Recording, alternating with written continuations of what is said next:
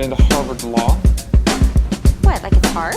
Scarface on repeat. Best movie. Scarface on repeat. Constant, y'all. Catch a painted pony on the spinning wheel ride. Some people are saying that your new music sounds a lot like Bob Dylan. Well, maybe Bob Dylan sounds a lot like me. She doesn't even go here. They knew, and they let it happen. Oh, and in case I don't see you, good afternoon, good evening, and good night. 94.9 Radio Western, you are tuned in to Outside the Frame, London's only movie talk show. My name's Elijah. I'll go. I'm Mike. I'm Dalton. And I'm Maddy. And again, we're Outside the Frame, London's only movie talk show. I know our order is switched up a little bit chairs today. are a little different today. Thrown off. Yeah, we're in a completely different side of the station right now because we're doing a very special pre-recorded episode. And that is because it's the holiday break when you're hearing this. So because of that, the station is actually closed. However, we couldn't just leave you guys hungry for 2 weeks. No. That's just not our vibe. Mm-mm. And because Outside the Frame is sponsoring a very fun movie on January 9th at 9:30 p.m. Mm-hmm. Don't show up too early. Nope. And that is the film Lady Snowblood. So I'm going to let you kind of dive more into this intro here, Mike. Sure. We're super excited about this. If you listen to the previous episode, the on-air episode, we just announced that Dalton and Maddy are now full-time members of the Outside the Frame family. Official. Canon, as you said. Canon. Yeah, exactly. However, we made this decision before you guys were a part of the show. Mm-hmm. This was just between Elijah and I, and we just thought that this would be a really cool thing for the show to do, to get more eyeballs on the show. And also we'll get to present the movie on January 9th and do a cool intro. And also this movie rips very hard. Yes. Sure does. So we're very, very proud and happy and excited to be presenting the film and sponsoring it. Also, it comes right on the heels of the Highlands run of Kill Bill, the whole bloody affair presented on 70 millimeter. So, and we'll dive more into the relationship between this movie and Tarantino's film. But that's kind of why I thought it would be a good and cool thing to do, I guess, to present this movie. And then, Elijah and I were talking. We're like, hey, this would be a great thing to do in the break, so that we still have some content for the listeners and for streaming services. Because we're on streaming services now. We sure are, wherever you get your podcasts. So we don't go dark for a couple of weeks. So Lady Snowblood just very quickly came out in 1973. So it's almost 30 years previous to Tarantino's Volume 1 and 2 of Kill Bill. It was directed by Toshio Fujita, I think is how you pronounce his name. I think so. That's not well done. Terrible pronunciation. The premise of this movie is essentially a female revenge movie of a person or a woman who's been her mom was wronged, we'll say, and there is some people that need some revenge being taken onto them, some vengeance, one might say, and it falls to her daughter to do so. And that is a very brief kind of, Introduction little to intro to the film. I will say also, I wanted to say at the top of this episode that this is a spoiler-free episode. So if you're listening to this and want to come and see Lady Snowblood at the Highland January 9th at 9:30, you can do so and listen to the show, and nothing will be ruined. Hopefully, if we do our job properly, it'll make you want to go to the show even more. So I guess I want to throw out some questions to you guys to kind of kick things off. I wanted to get your who has seen this movie before, and then your sort of very brief thoughts of what did you think of the film? Sure. I'll start, I guess. I have seen this movie before. There's 2 Lady Snowblood movies. There is. I have seen both of them. I saw them when I was in college. It had been quite a while. I remember loving the first one. I remember the second one I liked, but nowhere near as much as the first one. Directed by the same person. Same I person, believe. yeah. The second one's, I think it's called like Love Song of Vengeance. Killer name. Yeah, it's a good name. So dope. Unfortunately, it doesn't help the movie, but the first one is incredibly cool. It's such a stylistic movie in terms of like camera work, special effects, like in-camera special effects, sets, lighting. Like they go all out. It doesn't feel like a very expensive movie. No. But it also feels like they put a ton of work into it, and it was a really nice rewatch that I did recently, and I think it would look absolutely amazing on the big screen. So I'm excited You should for probably that. go see it. Yeah. January 9th at the January Highlands. 9th at the Highland, if you want the chance. Yeah. 9:30 p.m. Maddy? This was my first time watching it. It's one that I have known about for a long time. Obviously, knew that Kill Bill was very much inspired by it. Was it on your watch list? It was. Nice. It's now Yeah. off the watch Nice. list. It's one of those movies when it starts, it opens on such beautiful cinematography and the colors and everything that I'm like, oh, I'm in. Like right off the jump. This movie's so easy to get wrapped up in, and it feels very naturalistic in some sense. It is built on a lot of sets, but it also utilizes a lot of nature and environments. And I feel like it grapples with a lot of themes that I very much appreciated while watching this movie through. And we're not going to spoil any of it today. Yeah. But I feel like it had more going for it than I initially may have thought, just given the premise of it. Gotcha. Right on. Yeah, this was my first. So my actual introduction to this, I had heard of this before. Obviously, if you love movies and you've watched Kill Bill, this movie will come up sometime in conversation at some point in time. But I had completely forgotten about it. So I was at a bar, and then I get a call from Mike, and he's like, dude, I got a great idea. And so he comes at me with So this. you know it's dangerous when you get calls at 9 o'clock being like, hey, dude, I have an idea. I have an idea. Hear me out. And so he pitched this idea to me that Outside the Frame should sponsor Lady Snowblood alongside Kill Bill. Now, I hadn't seen this before, so I was thinking, I don't know if it's smart of me to agree to this before I see the movie.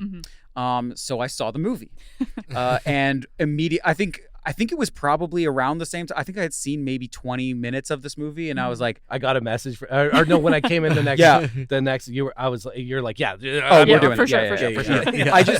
I just didn't want to pick up my phone while watching You this didn't wanna movie. stop watching? Locked Yeah, in. I was Locked locked in, in. and Yeah. that's the thing. That just speaks to how awesome this movie is. It's so engaging that I didn't really want to take my eyes off of it. Yep. Also because I feel like I might miss some dialogue because it is not in English. So yeah, I knew as soon as 25 minutes had hit, I was 100%. We got to do this.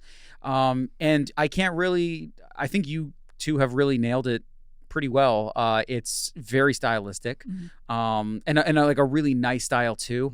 I think the colors in this movie are really well done. So pretty. We can get into this later, but I mean, just a lot of neutral colors and white colors in the background, which makes all the blood. Yeah, the red pop. The red it is makes so the red awesome. pop. It makes her purple umbrella pop Yeah. at one particular scene as well. Well, it's very giallo blood. It's very European in a lot of ways. Yeah.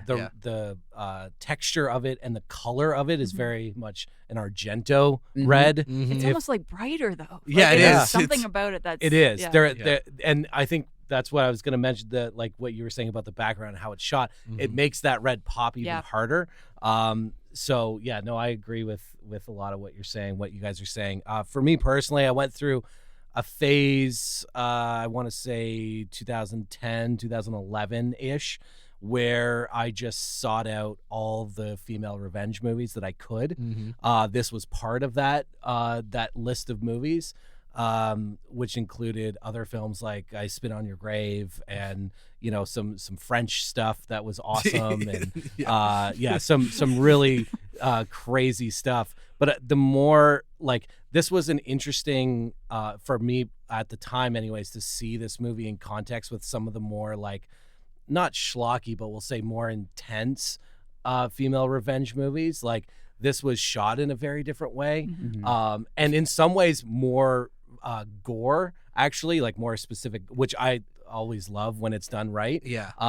And so, yeah, this was just part of that. And I hadn't seen it since then. Mm-hmm. A little background, and Dalton knows a little bit more about this too, in terms of the programming aspect, which I kind of found a little bit interesting, or maybe someone else will. But we were thinking, once we got Kill Bill at the Highland, one of the other, co-programmers at the Highland, Rain, had pitched an idea of doing a Women in Action series in the summer. And when they heard that, obviously, okay, we can't control when Kill Bill's coming. Yeah. And all of a sudden, Tarantino announces this 3570, and we all of a sudden get the word that we might be able to play it at the Highland. I mean, obviously, we're not going to not do it. Yeah. So then it was, Aliens has an anniversary. Mm-hmm. And so once that was in there, then it sort of snowballed to the point where we had Kill Bill as the opening week. Obviously, we had Alien and Aliens in there. Mm-hmm. We had Terminator 2.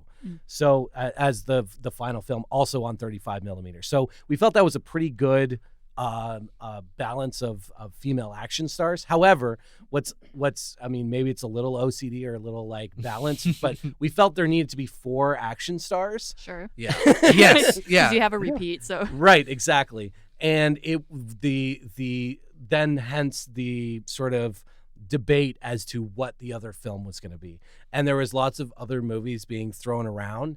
At one point I was like, both Dalton, I think Rain is too, but Dalton and I are both big like Coffee and Foxy Brown. Brown. Like we could go the Pam Grier route. At the same time, I don't know. It still needs to pair with the rest of the movies, like in a series type way, and they have to stand on its own. So we knew this was going to kind of be the outlier. Yeah. So it was like, okay, what can we do to like make this a little bit more special? Well, then it was about, okay, what can we do to pair with something else? And that's when I was like, well, we could do this. Yeah. Right. And not that and I say me that this is in no way, shape or form to say like, oh, this is at the Highland, it's very much a collective experience as to who's programming what. I was actually just saying to Rain the other day, like a lot of times I can't even remember who said what, like whether it was myself, I'm the same Dalton, way. You're spitballing. Rain, Moira, like Vic, I don't know who said what. Yeah. All I know is like, oh, that's a good idea. I think that's the right movie for that time, right? Yeah. But and then it was, okay, well, that's a pretty tough sell. This movie's not a tough sell, but it's less known obviously than Aliens or than T2. Yeah. So pairing it next to Kill Bill, I think is a really smart thing. Yeah. And then obviously having some extra support on the advertising, the episode we're doing currently, as an example. But the idea of having some a sponsor and to have some extra advertising and stuff to help support that show. Hopefully, people recognize that this is a cool thing, and we'll get a lot of first time watchers to the Highland to see this movie. Yeah, what a way to watch it. 100%. Yeah, absolutely. Right? And it will be a digital version, but I've been told by other people that have shown it that it's incredible on the big screen. The colors are really, really gorgeous. I believe it'll probably be the same restoration Criterion did. Yes. Which looks very nice. Absolutely amazing. So that leads me into my next question. That I'd like to put to you guys, and then we'll kind of dive into some more nitty-gritty stuff like barrel rolls and yes. Important Hell stuff. yeah. Why would a person want to see this movie? Ooh, I mean, there's a myriad of reasons. Yeah. If a person's just out there, maybe they're a Kill Bill fan, maybe they're a Tarantino fan, maybe they're an Asian cinema fan that hasn't gotten this far down the rabbit hole, If you're a Kill Bill fan, I don't know how you don't see this movie. Yeah. It informs so much of Kill Bill and its general style, but it still is its own thing. And I think maybe it's a bit of a disservice to even compare it because Kill Bill copied off Lady Snowblood. Yes, so I feel like it's the original. It's the one that you want to see because if you like Kill Bill, you're probably going to like this. And it still holds a lot of surprises because he doesn't steal just the outright. Yeah, the plot's not. Yeah. No, yeah. There's a lot of very fun things in this movie that if you've never seen it will be awesome to see with a crowd and like get the full experience. Like I said, just the if you're a person who loves the visuals of a movie, it's really hard to to get away from talking about the visuals with this movie. It also, when you were talking about the other choices that we had, or your viewing earlier films, the thing I like about this movie is it leans really closely to exploitation movies of the 70s. It absolutely does. But it also doesn't feel like an exploitation movie. No. It has so many of those influences and the fun and the, like, despite the movie dealing with like some pretty intense themes and things like that, it is as does Kill Bill, but like it's a very fun ride because of the stylistic choices, the thematic choices, and it's got martial arts, it's got weapons, it's got really interesting characters, really interesting story, and it's... I wanted to just maybe clarify something or talk about something that you mentioned there, that just for people that maybe don't know, or they hear a word like exploitation, and it has obviously externally from film, that has some a connotations. That's a weird connotation. Yeah. Inside film, it's a lot of people view it as a genre, but it's not a genre.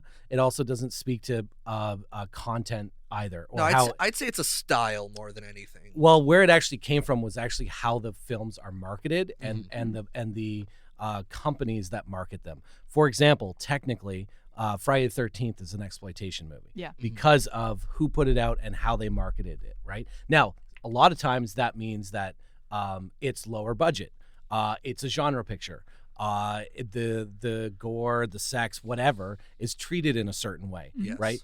But it's not necessarily genre specific or style specific. It's more so, this is where the original, like, as far as what I understand, the idea of quote unquote exploitation movies came from was how they were marketed and put out into the world. Yeah. So that's so if you're listening to this and hear the word that Dalton used, like, oh, this it's in the exploitation world, but it's not exact. It's not. It as far as I know, is an exploitation movie, but that is it just not feels a little necessarily. different. It's not necessary. It's always about the filmmakers themselves and and what they're dealing with inside of their film, how they shoot it, how it's acted, how it's put together, how the movie is then distributed and marketed and stuff is a totally different like bag. You know what I mean? Absolutely. And if you start looking at the filmmaker's catalog, you'll realize, oh, this guy just made, like, that's what he was doing was like Asian exploitation movies. Just to kind of bring it anyway. in, like, it's not tasteless. I think No, that's kind of the point we're getting across. Yeah. Correct. It's not going to make it's not going to show you things that you don't want to see necessarily. It does have gore in it and things like that, but it's in a way. That's a good word to use, tasteless. Again, my point is that exploitation movies don't necessarily need to be tasteless to be exploitation movies. Yeah, but they there's a can be of connotation. taste, Yeah. but there is a connotation towards that, like how people view those movies. Yeah. And I'm not saying that comes out of nowhere. Yeah. Look, a lot of exploitation movies but there's sexploitation, there's black exploitation, there's Asian exploitation, there's all these other forms of, but the exploitation part of it is not necessarily a genre of the film or what is inside of the film. It's more so how it's marketed. At least that's where it originated from. So anyways, I wanted to point that out. I also think it leads to some interesting points of what you guys were saying in terms, or what Maddy was saying in terms of taste and how this film treats gore and how it treats certain, we'll say, scenes that maybe in different hands, or it's more so what how I view it is what the filmmaker is interested in. And to me, it's very obvious, maybe you guys disagree or agree, but it's very obvious to me that the filmmaker is interested in the list aspect and the revenge aspect of this movie and what that and how that character is acting that out.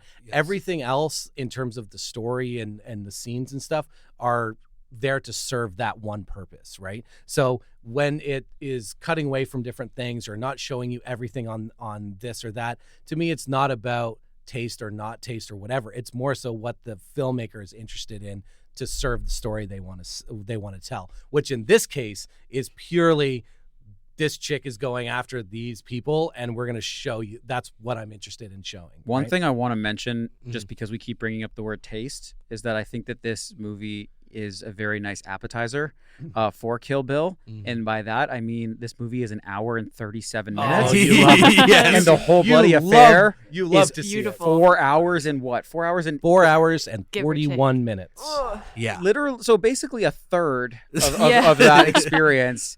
And it's tied up in this nice Mhm. little bow of an Yes. appetizer that would Such be a complete story. and it too. really You is. could it's watch this tight. movie 3 times. Yes. That's Yeah. why it's that's why Yeah, exactly. Like I when it's everything's so nice. I was like, why would you make a second one? You know, this movie's so good. It's And perfect. It's perfect. it even ends on such a great note It too. does, Yeah, yeah. like everything about this movie. So like I wanted to throw that in there because Yeah. I could not stop hearing the word taste and getting Yeah. the word appetizer out of my mouth because it works really well. But I guess we could I have another question for you guys. Yeah. So did you log this on Letterboxd? not yet. Okay. I'm going to tonight. I wanted to wait for this episode to be finished before I did it. So the question I'll have, like, we'll give a little preempt, even though this will air and your letterbox will be up. Sure. What star rating are you giving this movie out of 5? 4.5.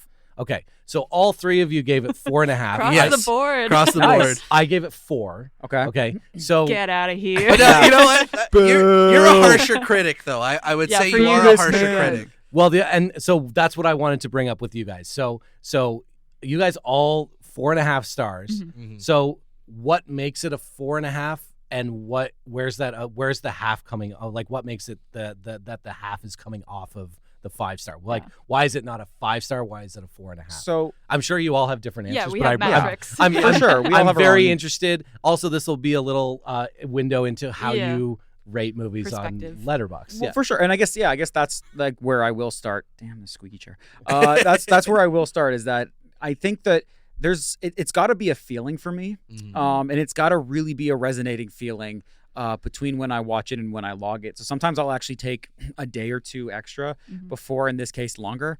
Pardon me, that I've waited just so that I can really be sure of it.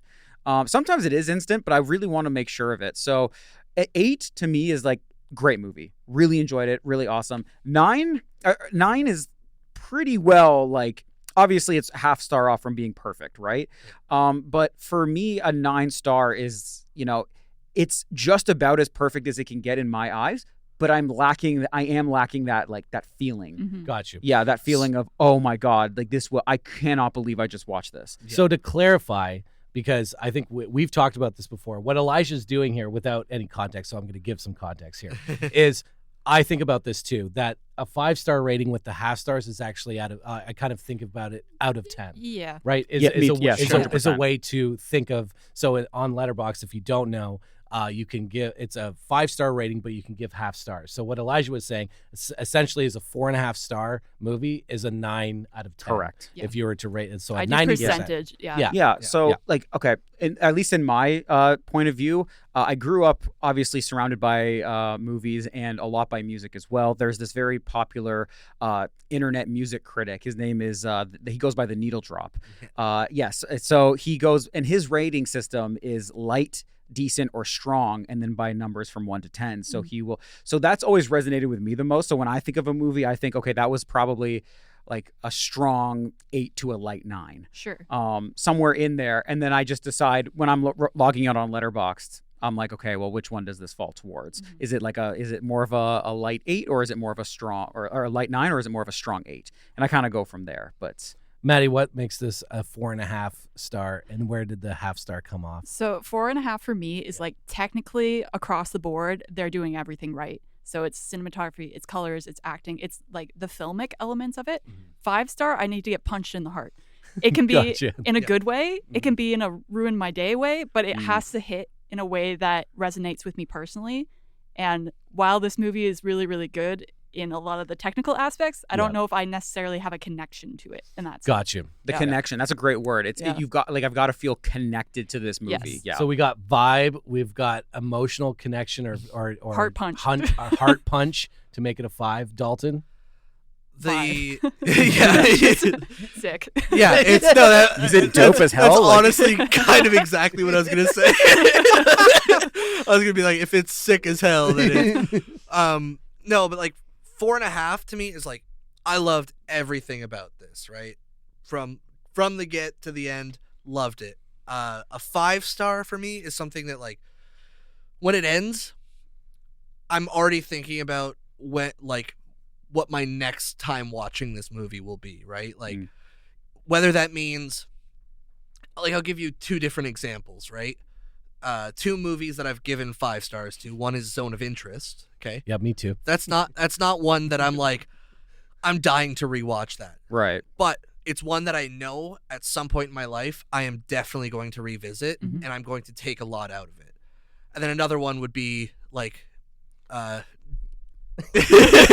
were you gonna say? Unstoppable. Yeah, Unstoppable. Yeah. Yes. I was like, one battle. One battle. One battle. Okay. Or I was gonna use Dune Part 2 as an example. Sure. Okay. Yeah. But a movie that you want to rewatch. Because when I finished that movie, there was that, like, oh my god moment when it ended. Like, it was something so new. Like, immediately I'm like, I will be thinking about this for days. But it was a movie that as soon as it ended, I was like, I know I'm gonna see this 10 more times, like, this year, you know? Right. And with this one is like, I have seen Lady Snowblood before, and it's been quite a while since I've seen it. And when I rewatched it, I was like, why don't I watch this more? Was one element of it. Yeah. But it was also like, I'm also not like, oh my god, like, Once a year, I gotta put this I on. gotta throw this on constantly. But, like, when it comes to the theater, I will probably try, if I'm not scheduled, I will, even though it's I'll probably try. even though it's like such a short time since I've seen it again. Yeah. I There's a reason to see it again There in is. a different context. And, like, I feel like that's why it merits 4.5 as well. Is like, I could watch this twice in a month, be perfectly fine. Where there's some movies where it's like, I can't watch that forever now, you know? Yeah. So that's where I land on it. And what was the full star for you? Yeah. Well, it's interesting. For me, it's a lot of if I feel like I wanted something more out of it. Sure. So, like, to me, I mean, you brought up Zone of Interest. I couldn't think of anything more that I wanted out of that movie. It was surprising. It was a movie that I'd never seen before, right? Yes.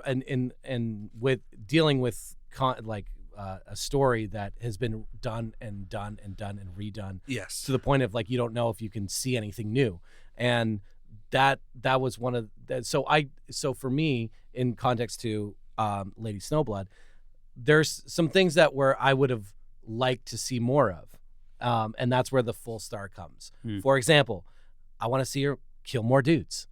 I mean, the list is only so long. But you could have. You want a crazy 88? Like henchmen. I don't need a crazy 88. But like, but I like, because of the way that the violence is treated in this movie, I wanted to see more of it. Yeah. I wanted to see more I can see that. I wanted to see her more utilize her umbrella, and how sweet that is. Yeah. I wanted to see more of her training. Because we'll get there. So it's like a movie, and I don't mean that the movie needed to be longer necessarily. Yeah. That's not what I'm saying. I'm just saying that there's certain elements that I wish I like to be highlighted more. Yeah. Very blunt with you. I wanted there to be more gore. Yeah. Well, the blood looks so good. But is it a different movie at that point too, right? And I don't mean like I needed intestines spilling out or whatever. But the blood looks so good. It looks so good. You wanted more of the spraying action and like. No, not even like, just more of it. Like more, like, I just wanted her to kill more dudes. Quantity version, yes. Exactly. Okay. More, and then same with like the scenes, and we've talked a little bit about the visuals. Wanted there to be more snow, dude. Okay, because the snow is unbelievable. When you saw the snow and how good. beautiful it looks, it's and like, I'm like, dude, give me a snow. Like, I wanted more. I want the whole movie in that courtyard. I want the whole movie in the courtyard. Yes. Yeah. I almost feel that's. There's almost a restraint to this movie, though, in a way that I appreciate. There's like quiet moments to it, but it never feels slow. It's always moving, but it lets you get into it. It lets it breathe a little bit, you know? And then it immediately goes to something really cool. Yeah. But it has never, a nice wave to it. It does. The pacing of it is really, really well done. But as by you the can see, that's probably somewhat a personality trait. Yeah, I just want more of the thing, that's Stop. awesome. Yeah, Right? exactly. That's fair. I recognize the awesomeness, and I would like more of it, please. You like to load your plate full of the Yeah. awesome. Yeah. You're Yeah. not like, no, I need to portion You're already control doing something myself, cool. so. Just keep doing the cool thing. Fair you enough. know? I'm gonna have to cut us to commercial break right now. But when we get back, we're gonna go a little bit more detail, still spoiler free, but a little bit more detail into the real movie, into the actual movie of Lady Snowblood. And how it relates to Kill Bill. Correct. When we get back.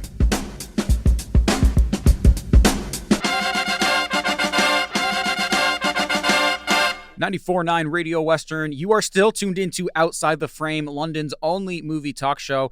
We are just midway into our breakdown of Lady Snowblood. It is a movie that is playing at Highland Cinema on January 9th at 9:30 p.m., sponsored by none other than us. Outside the Frame. Let's go. Let's go. Dude. Yeah. That was adorable.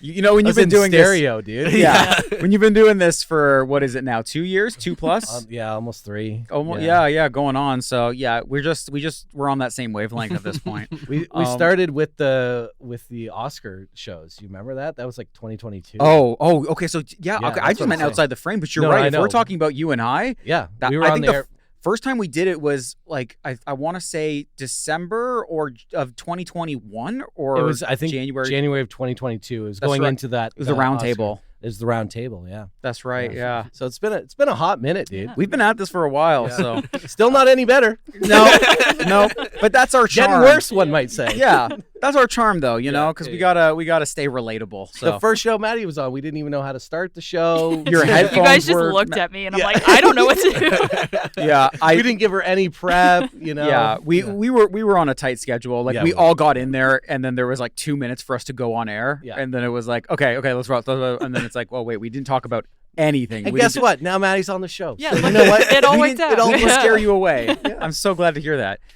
Let's get into Lady Snowblood because it is going to be playing right after Kill Bill, the Bill. whole bloody affair.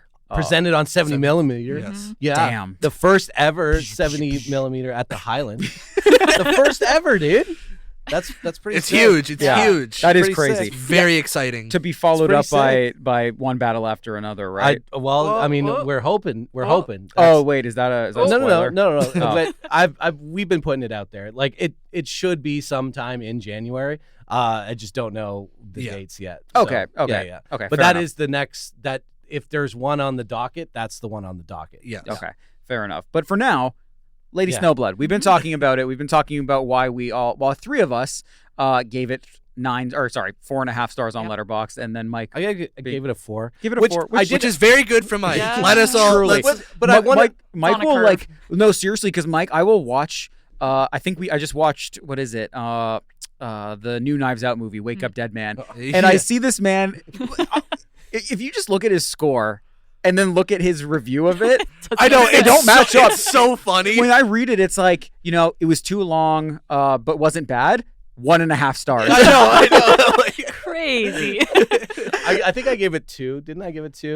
I thought you Did gave you it change it 1.5. later? I gotta. I'm almost positive. Pull up I your gave it that's so 2. funny because I thought it was 2.5. It could be 2.5. Maybe I'm just tripping. See, that's Keep But it was changing It was low for what the review said. yeah. But I wouldn't say like this movie's terrible. 2.5, It's 3. 1.5. It's 1.5. 1.5. It's 1.5, baby. Yeah, I mean it's bad. Yeah, I hate it. It's like 2.5 hours. But also Go see it at Come see it at the Yeah, go Highland see it at the Cinema. Highland Cinema. Hey, we can't like every movie we show. Maddie and That's I are fine. going on Yeah, don't spoil anything. Monday yet. to see it, I think. We've waited Very to see nice. it in the There's theater. Yeah, there's trying some to support Highland here. Yeah. there's some fun elements that I think you guys will like And because that's 1.5 stars right Yeah. there. Yeah, that's the because there are some fun things in the movie. Josh But- O'Connor. He's great. There Yeah. you go. But yeah, not for me. I like is what I'll I say. like the other two though. I so- like the first one. Okay, I like Yeah. this. I like the second one. I like the the second first one. one better. Yeah. Yeah. I didn't see the second one because I was like, I'm good on that. Yeah. But you Yeah. came around for number 3. Well, Like, is that- it was at TIFF. Yeah. So that's the movie I could get into, and it was a premiere, so that's kind of fun. The You know whole what- gang there. You know what movie I'm really into? Yeah. Most I of don't them? know. Most of them. Yeah. Cool. You know what movie I'm really into? Lady Snowblood. Yeah, it's a good movie. Yeah, I'm trying to great steer this movie. train It's a back great on Good track. job. Good It's work. pretty sick. Good work. Good work. Well, I guess the thing is what we're trying to do here is compare and contrast it with Kill Bill, right? Yes. So, I mean, there's a couple of pretty obvious things, but before we get into, maybe let's just highlight a couple of things that we really liked about the movie, like scene-wise, or like, we've kind of talked generally about it, but like, and I just want to start with Dalton because I know I got a big Yeah, one. Yeah, he's got a It's big very one. important. So if there's a couple things that you can think of to highlight that you really liked about the movie, like scene specific, without spoiling. Mm-hmm. Yeah, Yes. I mean, scene specific. This isn't a spoiler. No, but it's not. there is an awesome training scene in this movie. Yeah. And there's a very insane feature to the training, which involves just putting a child in a barrel and rolling them down a hill, and then like cutting the barrel, and then like they do like backflips out of it. Incredible. Yeah. It's so, and it like. Well, you missed one important element to it, and the training part, which is that First time. the first, where the training part comes with that the child who turns into Yuri. our Titular. protagonist, right? Must wait the next time that she does it. The idea is to wait until the barrel stops. Yes. So you're Yeah. trying to wait for it to go all the way down the hill, and you're rolling in this barrel, and you have to wait till it just naturally comes to a stop, Yes, right? Which yes. is an insane thing. The thing that cracks me up is like you can just see the hair. Yeah. Oh, yeah. Well, that's so flopping on the spinning ground. so fast. In That's the barrel. that's how they sell it, right? It's so good. It's so good. So good. So that's a highlight for Dalton. That's a big highlight for me.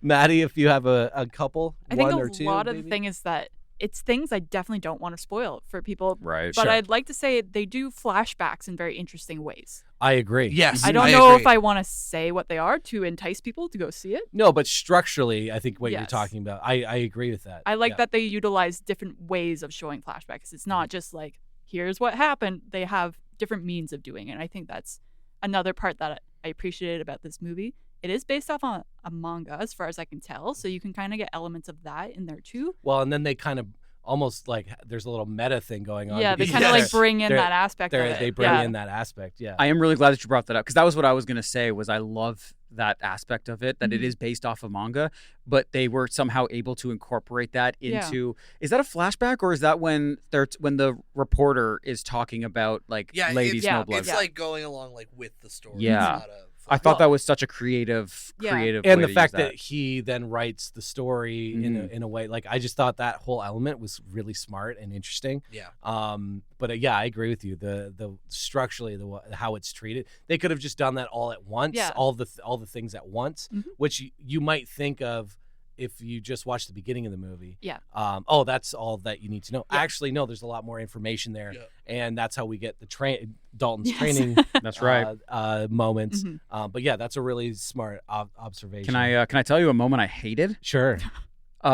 Like first, I don't know how to describe this.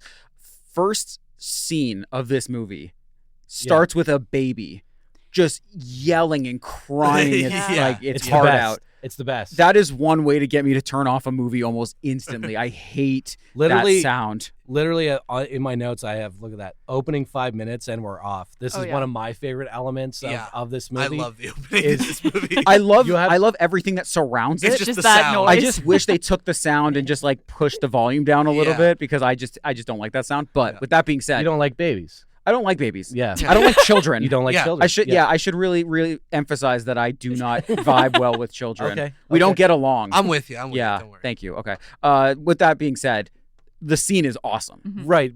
Because I think between that and then the opening Yeah, opening scene in- before the credits, Yes. I'm just like, dude, like Yeah. this is so sick. The shots and of snow falling Oof. in that, I was like, it's unreal. this is the best anything's ever looked on, Yes. on film. Like, Yeah, for sure. You were just cooking with this opening. Absolutely. And I just love when a movie it's really smart, and I've talked about a lot on Outside the Frame, is visual storytelling. Mhm.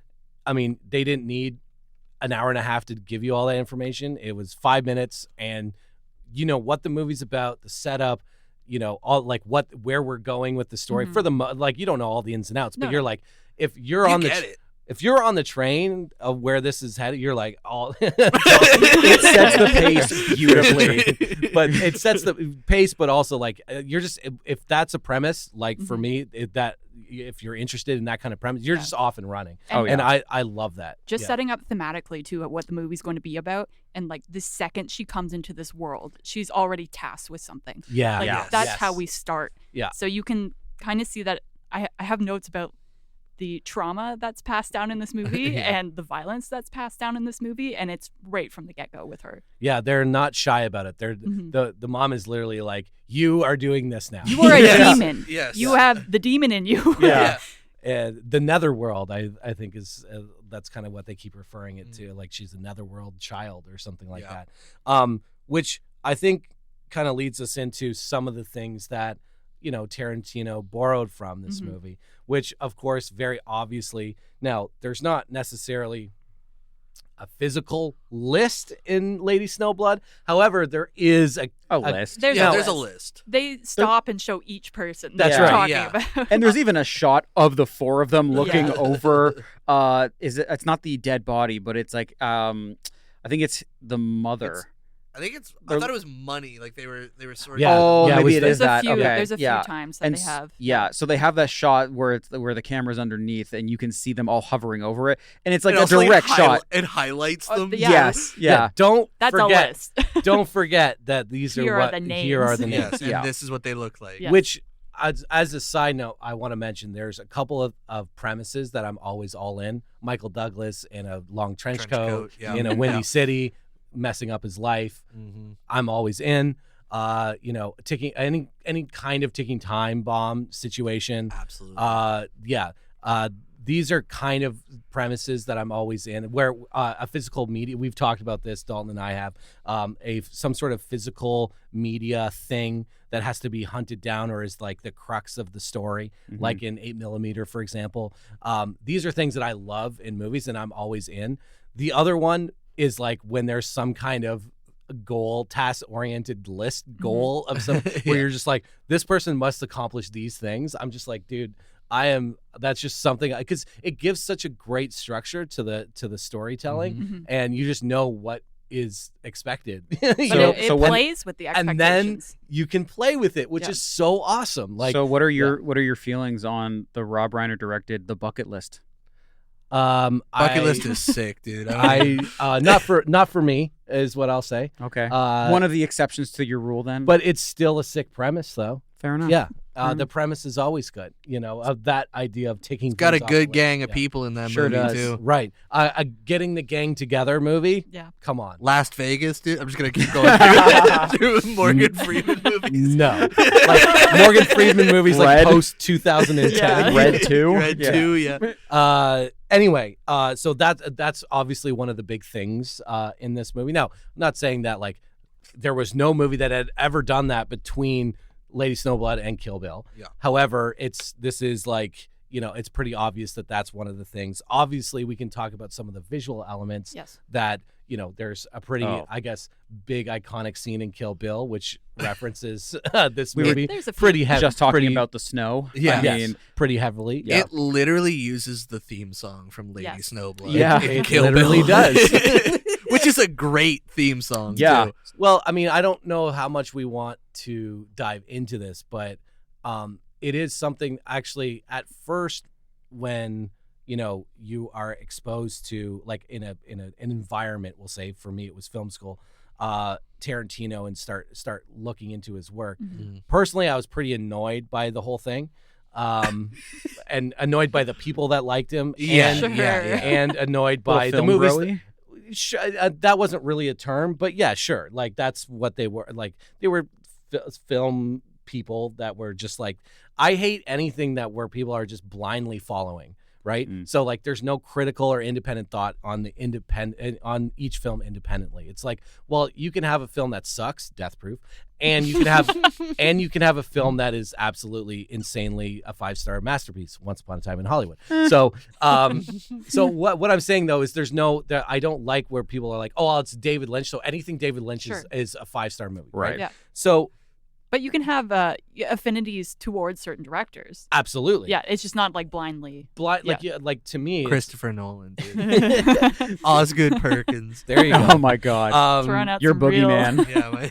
Yeah, But for me, once and one of the things was one of the big things about him is like, he quote unquote steals everything, right? And now, like, once you get kind of past all the, like, I don't know, teenage angst and rebellion and like, you like terror, like, screw you guys, whatever. At least for me, it was that, okay, the once you start looking at his filmography and you're like, yeah, but he has something in his movies that most other people don't. And it's just this cool swagger, right? His movies are cool. And regardless if you think they're good or not, there's cool things in the movies.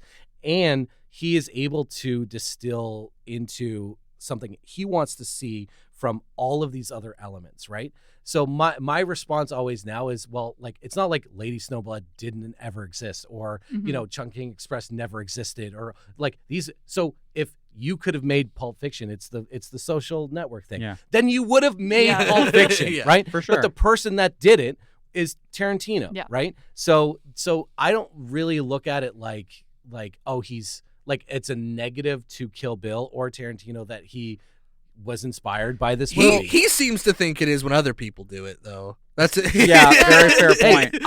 I'm looking at it purely from I know. the film aspect of things. I think you're right. Yeah, and I agree with you, because there is a difference between blatantly ripping off and having no ideas of your own and using a visual palette as like an influence, or even just like or in this case where it's the visual palette that's an influence, it's the story that's an influence, but still makes it his own. Yeah. He still has to write all the dialogue. Well, that's exactly it. You gotta write the whole dialogue. movie. You gotta write a whole movie. You gotta change up things. Two movies. You brought up Osgood Perkins, who we've mentioned before, especially when we talked about the movie Longlegs.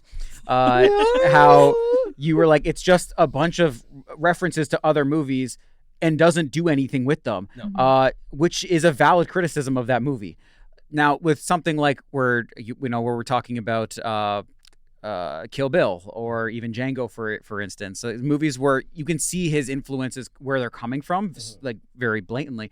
At least he's adding his own flair to them and his own style to them, and his style is a good style, and he's pulling from greatness. And when he pulls from greatness and adds his own coolness to it, it's hard to go wrong with those. Well, I don't know. There's just like a way that he writes, his style that he writes, where I'm just like, I don't know, dude. Like he could like. He's just obsessed with movies, so he just wants to make things. He just wants to make. see. That's like, right. Yeah, like, exactly. Honestly, like, and I don't. And I want to see it. And Yeah, I sometimes I want to see it too. You know what I mean? And like the clear thing, or at least something. I'll use an example of I'll use Pulp Fiction as the example. A lot of people use other films that have existed to point to, oh well, he didn't think of the non-linear way of telling. Well, that's not actually what the movie's about, nor is that the point of the story. It's just a way of telling the story, right? One of the most interesting, if not the most interesting thing about that movie is actually the way that he plays on action movies and actually showing you parts that you definitely don't see in other movies, right? Most other movies get to the action scene. Well, he's interested in seeing what the two assassins are talking about on their drive to something, right? And that is one of the brilliances of Pulp Fiction, right? So I just think, like, I don't know, people's radar to that stuff is a little off sometimes, and I'm like, I just don't think that using like, oh well, he stole this or he stole that. Yeah, of course, he stole and then you hear every filmmaker steals. Well, that's kind of the whole thing of like steals, storytelling. You're not reinventing the wheel. You're building upon a shared history of stories that we all know. Yeah. Most things follow a very similar plot structure. Well, you think, you told a story in a 3-act plot structure, so you're stealing from, whoever. It's like, no, dude, you're doing the thing, right? And hopefully you're using that as a way to like get your own story in the voice that in this case Tarantino, but if it's yourself, that you're putting a little yourself in there to make it interesting and unique, right? So, anyways, Can I ask you a question? Yeah. That just came up while it came into my mind while we were talking about that. You mentioned earlier that this was a 4-star movie because one of the things that you really wanted to see more of was a lot of blood and a lot of gore. Yeah. Kill Bill has a lot more blood and a lot more gore. So where would you, if this is a 4-star, I don't know if you've put it on your first ledger, half definitely does. Yeah, Yes. for sure. Yeah. Where would you put Kill Bill 1? Like, what would you give a letterbox rating to if you had to? I don't know. That's a good question because there's other elements of Kill, like there's other things that I like more in Lady Snowblood than I do in Kill Bill. Right. Runtime being one of them. For sure. but, sure. But even like story elements and the succinct way of the visual storytelling and stuff like that. So I don't know, as one movie or as separate movies. Because here's the thing, I'm not saying like I said I wanted more of that stuff in the context of Lady Snowblood, not necessarily in the context of Kill Bill, right? Right. Kill Bill is like super entertaining. I think it's cool.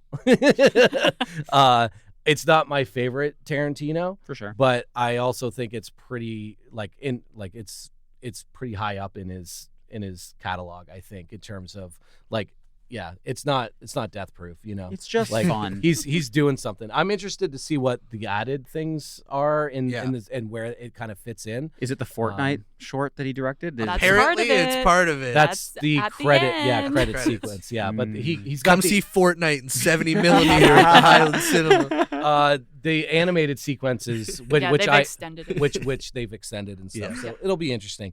What is there a few other things that you guys can think of or mention in terms of the relationship between Snowblood and Kill Bill that I did? I mean, I pointed to a couple of the obvious ones. Yeah.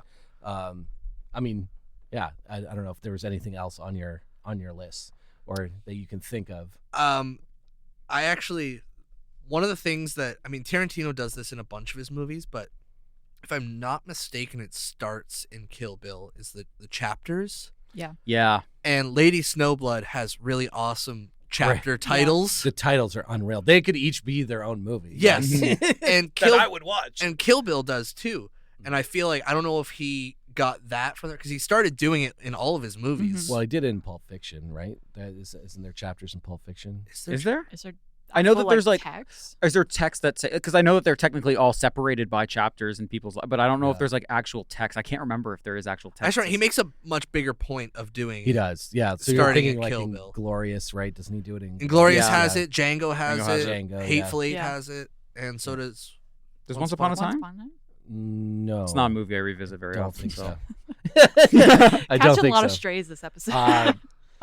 My first thought was Clerks. Like that was the first time I really, because Clerks has these like very over the top, like pretentious chapter names for a very kind of crude movie, which is I guess the joke, right? It makes it pretty funny. But yeah, the chapter titles are unbelievable. Yeah. One thing that I don't think it's a similarity. Actually, it's one of like the more glaring differences that I think that these two movies have is the fact that I really actually, I'm not a huge shaky cam person myself, and you can tell that a lot of Lady Snowbird has that handheld.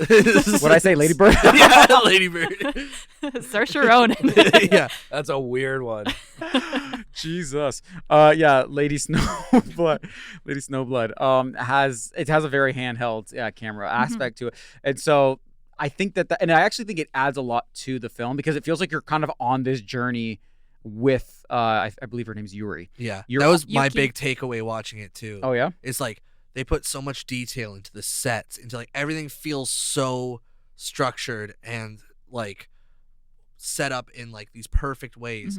And then they go through these areas with the hand, and it makes it feel like so much more alive and less like. Agreed. Yeah, and they do use. They don't always use handheld the whole time, No. but it is in moments where, especially when she's going through a town, or there's a scene towards the beginning where she's asking where somebody is, and this group is like, "Oh, we'll show you. Like, we'll show you where Yes, she is." yeah. And then that scene is handheld because it really puts you into the scene. That's the energy that's about to get kickstarted. Yeah. With that, so I actually thought that was a really nice touch to this movie, whereas Kill Bill is just very it's not I don't think there's any handheld action in that movie. Well, if there is, it's steady cammed. It's all Yeah. very it's all very set. Precise and Yeah. set. Yeah, Yeah. absolutely. But even so. Lady Snowblood has like the crash zooms and things like that too. Well, the like, crash they are zooms. playing Oh Yeah. yeah. Oh, lot I of those love elements the crash as well, zoom. right? Yeah. Absolutely. Yeah. Maddy, did you have any notes? Well, my title card thing got sniped by Dalton. I think just in general, like the look, especially at the end of Kill Bill, and Lucy Liu's outfit is very reflective of what they wear in Lady Snowblood as well, and of course just snow in general. Snow and blood. And blood. Yeah. I think those are kind of the main things, and just seeing a female protagonist in this role. What this movie being made in '73. But it's a historical piece, right? But it feels so modern as well. Yeah. Like I don't know if I just watched this, if I could have guessed what year it came out. There are aspects to it that I'm like, this feels more modern than when it actually came out. I may have put it mid '80s instead of mid '70s, maybe.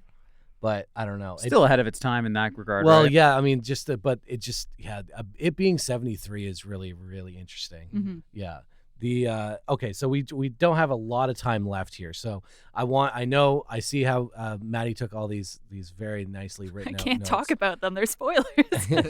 And I still have I have a couple of notes here, but I just thought like sort of final thoughts. You can come to the Highland Cinema January 9th, right? 9:30 p.m. 9:30 p.m. It's presented by us outside the frame, and we'll be there. Well, at least Elijah and I will be there. Yep.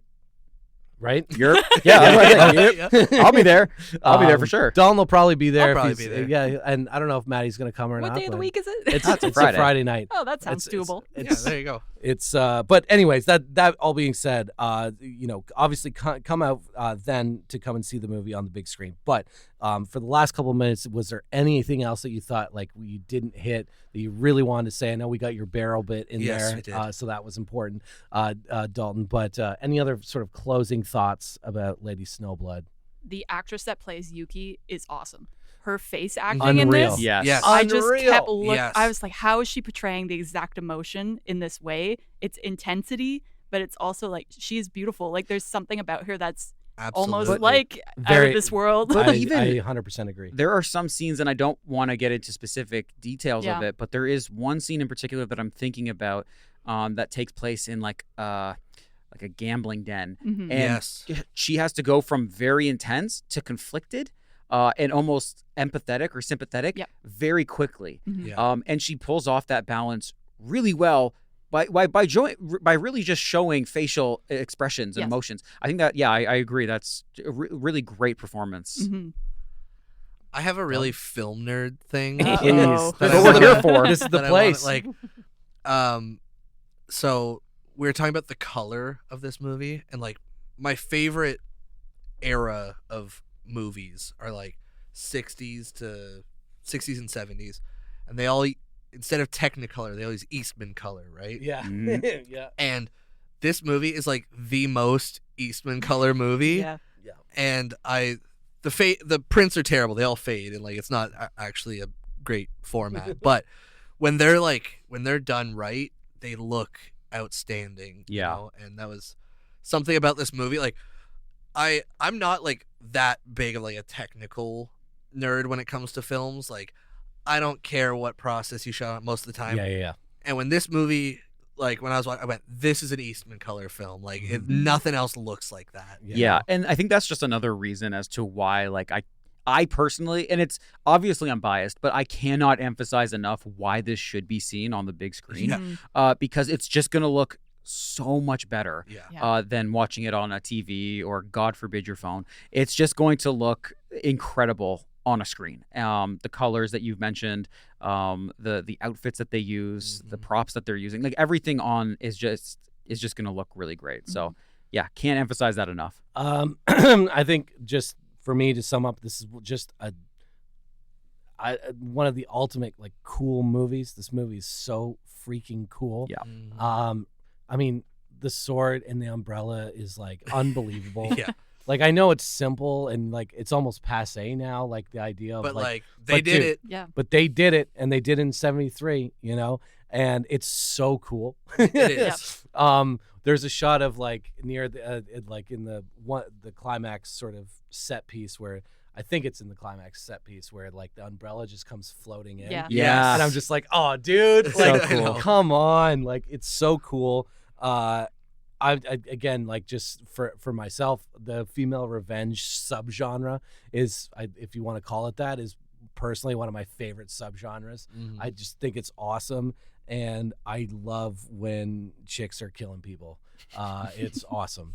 And yeah, it's amazing, and it's one of my top personal favorite subgenres. And this movie just does it in a genre that maybe like in sort of Asian cinema style, and you know that I guess one of the notes I was thinking too in terms of the style was that this, especially in this era, and I don't want to get deep into this because we don't have time, but this movie isn't cheesy. No, it's not. No. And that's a really, really hard thing to pull off. For sure. Especially in this age at the time with kung fu movies and samurai movies. It can come off as cheesy. For sure. This movie is not cheesy. It's At not least even- I didn't read it as cheesy. It's not cheesy. It's not even like campy. Like No. it doesn't even come close to bordering on that. Which well, is, the campness can be in the way that the blood is treated. Sure. For sure. Sure. But however, like it's like that is there's no like it I don't doesn't know. stem It from like doesn't- the performance or the stories. No, Yeah. and it's just in this genre and that era of filming to pull that off, and for it to still, in my opinion, hold up and still not be cheesy and like Kung Fu Hustle or whatever. Yeah. And what's the other one? What's the one where it's like he all overdubbed it and it's with the Kung cow, Pao. Kung Pao, whatever.